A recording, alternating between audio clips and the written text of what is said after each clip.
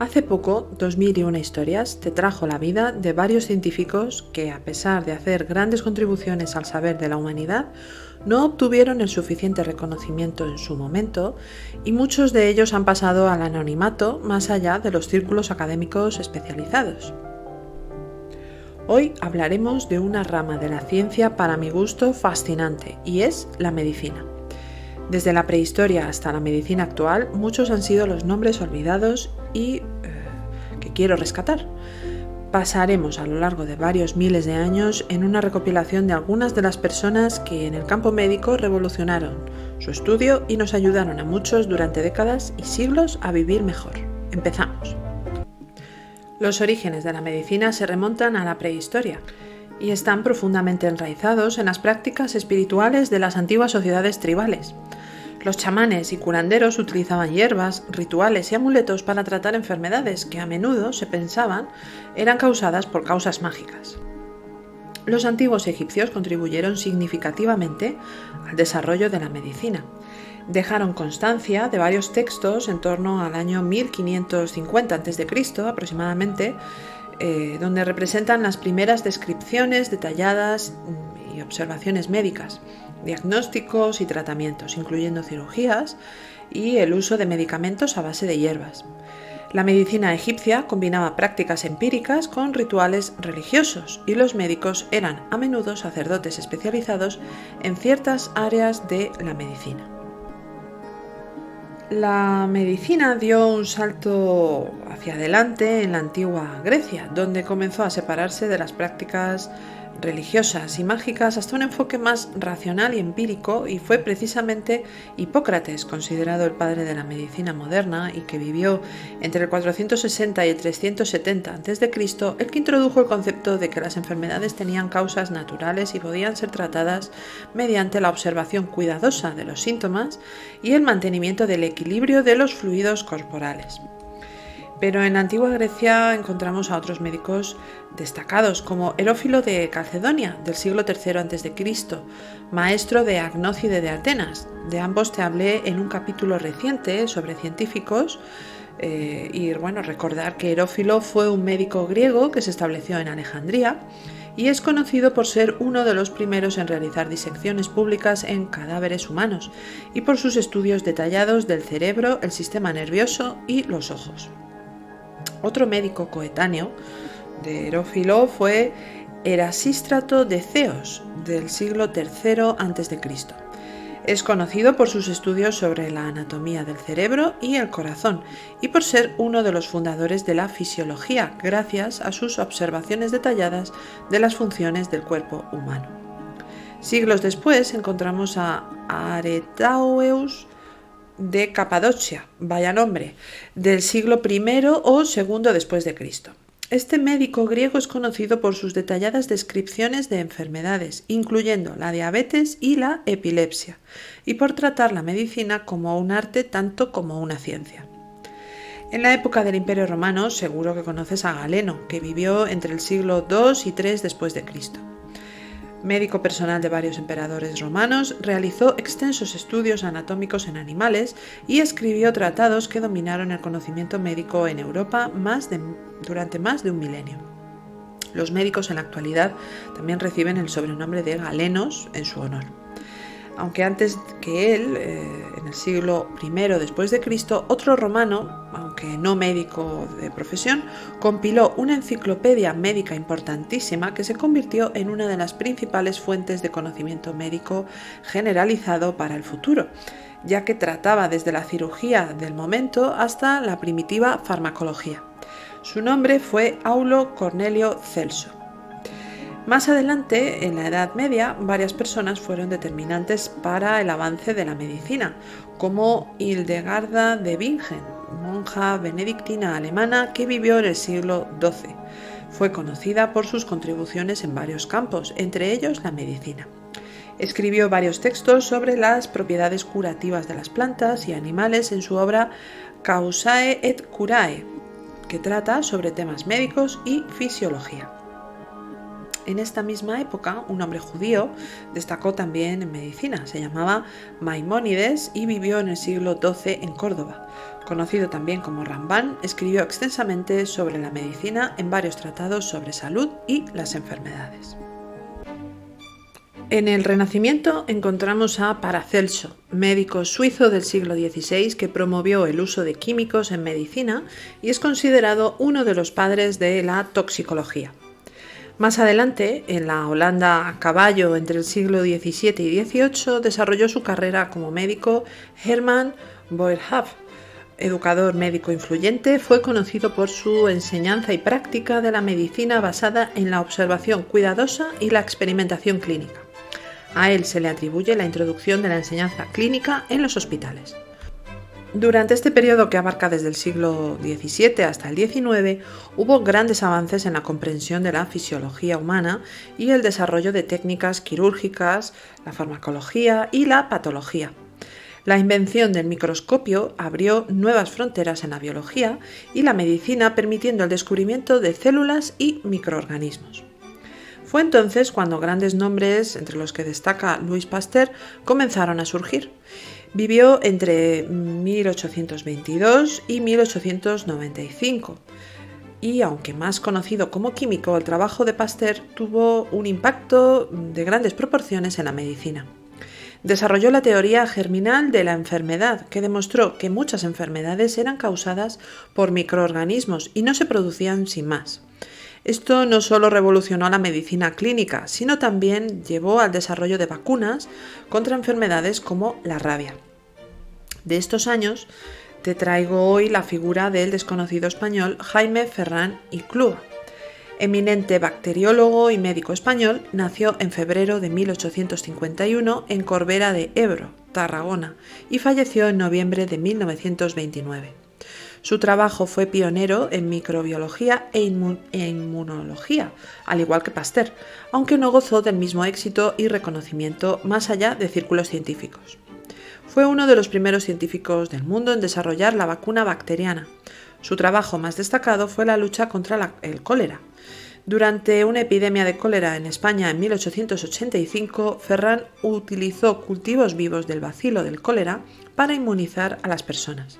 Este enfoque fue revolucionario para su tiempo, ya que precedió al desarrollo de la vacuna contra el cólera por parte de científicos como el propio Louis Pasteur. Sus métodos y teorías iniciales fueron recibidos por la comunidad científica con cierto escepticismo, y Ferrán no recibió el reconocimiento internacional que muchos creemos que merecía, pero con el tiempo sus contribuciones son vistas hoy en día como un paso importante en el desarrollo de vacunas modernas. Su trabajo ha sido fundamental en la historia de la medicina preventiva y la microbiología. En el siglo XIX se desarrolla también la carrera del siguiente doctor que cambió y mejoró la medicina. Se trata de Ignaz Philipp Semmelweis. Nacido en julio de 1818 en Buda, la actual Budapest, en Hungría, realizó un descubrimiento pionero en el campo de la higiene y la prevención de infecciones en el entorno médico. Semmelweis trabajaba en el Hospital General de Viena en la década de 1840 cuando identificó la causa de la fiebre puerperal, una fiebre mortal que afectaba a muchas mujeres después del parto. Tenía entonces 28 años y el doctor, que entonces trabajaba como asistente de ginecología y obstetricia, observó que la tasa de este tipo de fiebre era mucho más alta en la clínica de maternidad atendida por estudiantes de medicina y médicos que en la clínica atendida por matronas. La tasa de fallecimientos provocados por la fiebre era de entre un 10 a un 35% de las parturientas.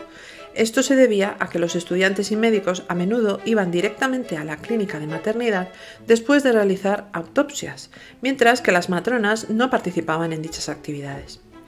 Semmelweis investigó duramente hasta que teorizó, gracias a las gráficas de datos obtenidos en su hospital, que las partículas de cadáveres llevadas en las manos de los médicos y estudiantes eran la causa de la fiebre.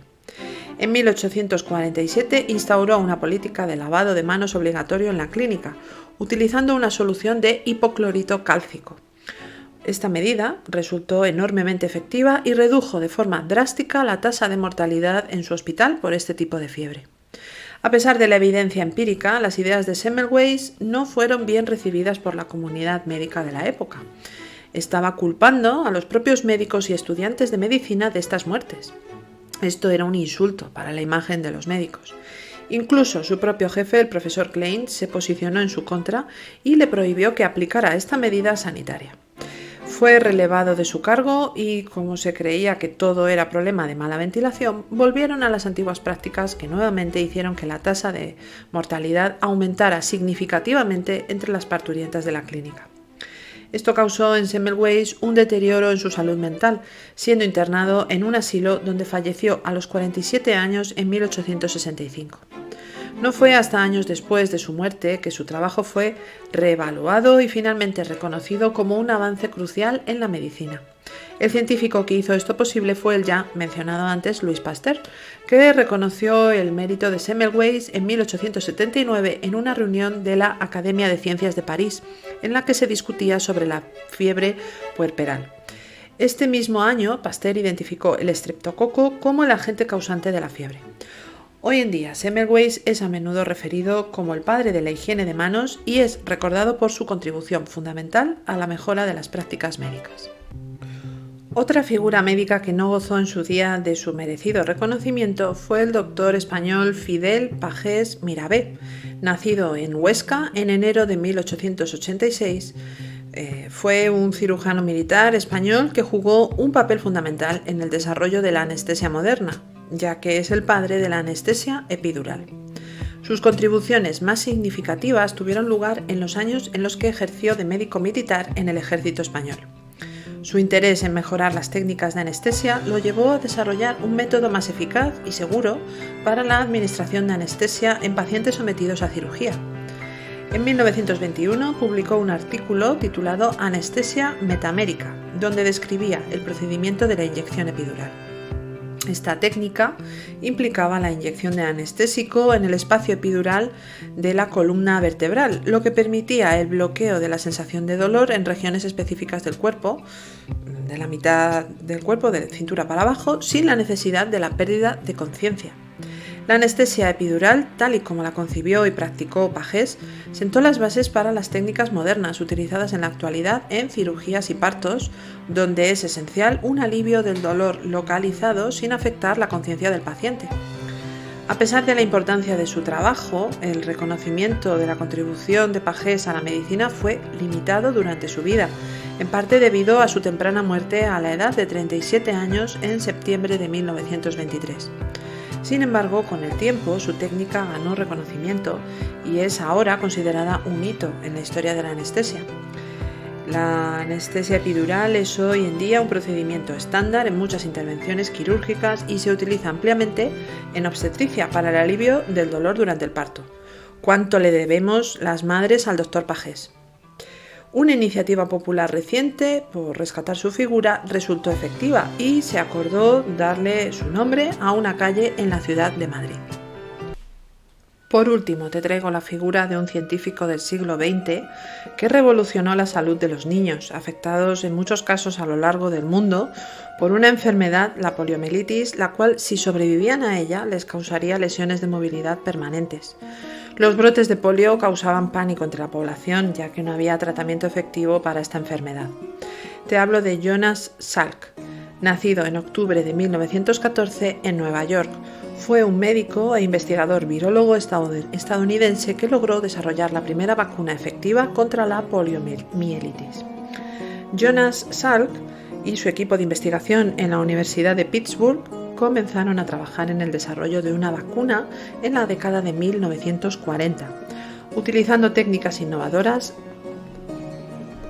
Salk logró desarrollar una vacuna que contenía el virus de la polio inactivado, lo que significaba que no podía causar la enfermedad, pero sí estimular el sistema inmunológico para producir inmunidad. En 1954 llevó a cabo un ensayo masivo de la vacuna de Salk que incluyó a casi 2 millones de niños estadounidenses. Los resultados anunciados en 1955 mostraron que la vacuna era segura y efectiva, lo que marcó un hito en la lucha contra la poliomielitis. La introducción de la vacuna de Salk llevó a una disminución drástica en el número de casos de polio en los Estados Unidos y posteriormente en todo el mundo. Aunque Jonas Salk se convirtió en una figura pública en aquellos años y fue aclamado como un héroe, se mantuvo enfocado en su trabajo y nunca patentó la vacuna, una decisión que enfatizó su deseo de que esta vacuna fuera accesible para todos. Salk continuó trabajando en investigación médica, incluidos los esfuerzos para desarrollar una vacuna contra el VIH, hasta su muerte el 23 de junio de 1995. Hasta aquí el capítulo de hoy en el que nos hemos colado en los laboratorios y facultades de medicina de los distintos médicos que tantas aportaciones han hecho en beneficio de todos de la mano de 2001 historias. No olvides hacerme llegar tus sugerencias u opiniones sobre este podcast a través del email 2001historias@gmail.com. Recuerda también que puedes encontrar todos los capítulos en el blog 2001historias.es y encontrarlo también en las redes sociales como X, Instagram o Facebook. También he creado hace unos días un canal de WhatsApp donde puedes unirte para recibir toda la información del podcast, así como efemérides y curiosidades de historia. Solo tienes que buscarlo con el nombre 2001 historias. Recibe un saludo y nos oímos en el siguiente capítulo.